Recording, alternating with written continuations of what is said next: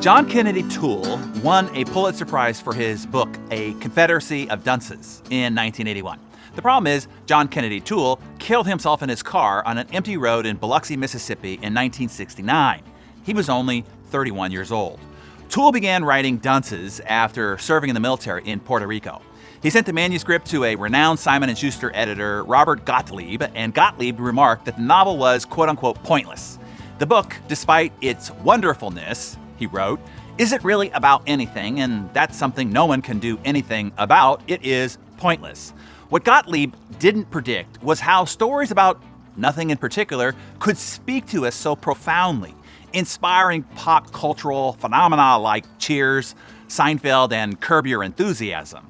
The two wrote letters back and forth, with Toole trying to maintain patience and hope until he couldn't any longer, and he killed himself. Toole's mother found a smeared carbon copy of the manuscript left in the house following his death. She then took up the cause of getting her son's novel to the masses.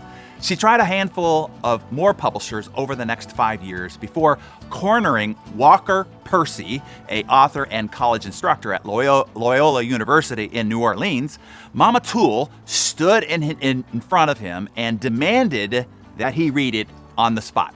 Walker said, "This lady was persistent. There she stood in my office. There was no getting out of it or going around her. The only hope remained that I could read a few pages and then she would leave. But those few pages knocked me out," he said. Even despite Walker putting his weight behind it, it took years before he could persuade a small academic press to publish it. LSU Press published the book in 1980. It won the Pulitzer Prize for fiction in 1981.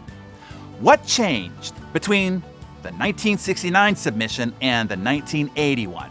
Nothing. It was the same manuscript. The only difference between failure and success was persistence. I tell you this story this morning to ask you, what are you not being persistent enough about? What have you given up on that you might need to take back up the cause? Jot down your thoughts in your Darren Daily Journal and tell us what's coming to mind in the comments below. Oh, and one other question. Have you called your mother lately? How about a shout out to moms today? Woot woot!